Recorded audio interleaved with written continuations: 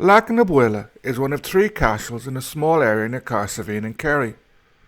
Also nearby is Ballycarberry Castle, former seat of the MacCarthy Mór. Leacanabuaile was excavated in 1939-40 and afterwards restored to its present condition. A cashel is a type of ringfort, one constructed from stone and surrounded by a stone wall. Also called cahir, cashel or cahir, they are differentiated from rats and liss, the terms for earthen ringforts. It is estimated that there are 45,000 ringforts in Ireland, a number that was probably higher in the past as many have disappeared. 247 have been identified in Evora, though many of these have been damaged. 55% are rats and 38% cashels. It's not sure what the remaining 7% are, as it can be surprisingly difficult to distinguish them when they are overgrown or unexcavated. Leacanabuaile, for example, was thought to be an earthen fort before being excavated, as most of it was buried or hidden by undergrowth. The name Ringfort is a misnomer, as they did not have a military purpose. Rather, they were homesteads, probably occupied by extended families. They would have been self-sufficient, based on the raising of animals, especially cattle, dairy products, and the growing of cereals, mostly oats. Some metal and textile production also occurred. In the case of Leacanabuaile, evidence was found of the former, such as iron, slag, and small metal objects like knives and nails. In addition, during the excavation, a considerable number of animal bones were discovered. Most were from cattle, but they also included sheep, pig, deer, seal, and seabirds. The cashel consists of an enclosing wall and 4 buildings inside it. The wall is shaped by the rocky outcrop on which the cashel is built, giving it a somewhat irregular shape. On average, it is 3.3 meters thick and 1.5 meters high. It also has a terrace or walkway on the wall that is a little under 1 meter wide and runs around most of its interior, though in the northeast section there is a double terrace. There are 10 sets of steps or projecting slabs around the wall, allowing it to be climbed easily. And inside the wall are 2 chambers.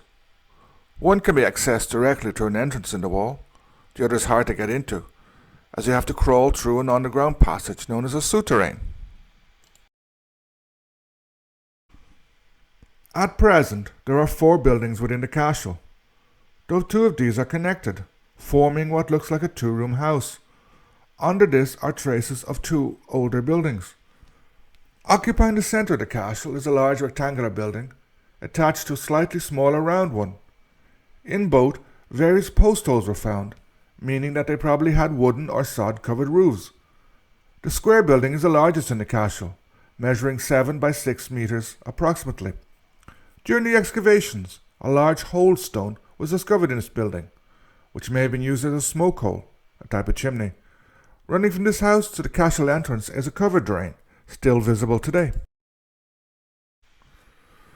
The smaller round house has an internal diameter of 4.7 meters, and its walls are 1.5 meters thick, slightly smaller than the rectangular house, whose walls are 2 meters in width.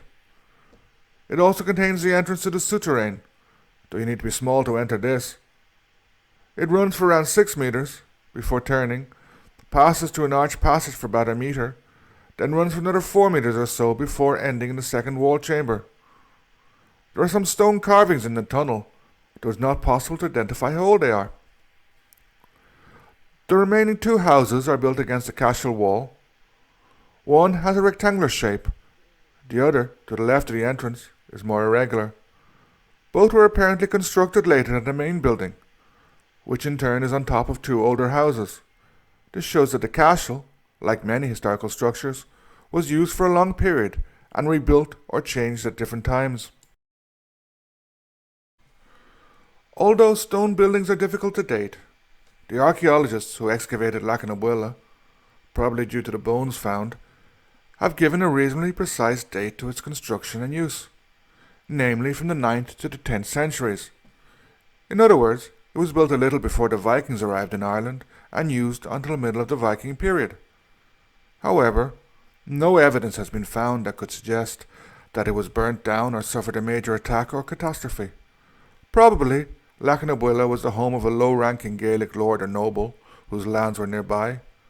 It served its purpose for 2 centuries, and then abandoned for some reason. Perhaps a family living there moved elsewhere. They could have been forced to move, or gain better land, or local dynamics could have changed. Perhaps they simply found a better and even more modern place to live. As well as presenting us with fascinating insights into the past, places such as this also present us with many questions. Questions which cannot always be answered, but which are worth asking.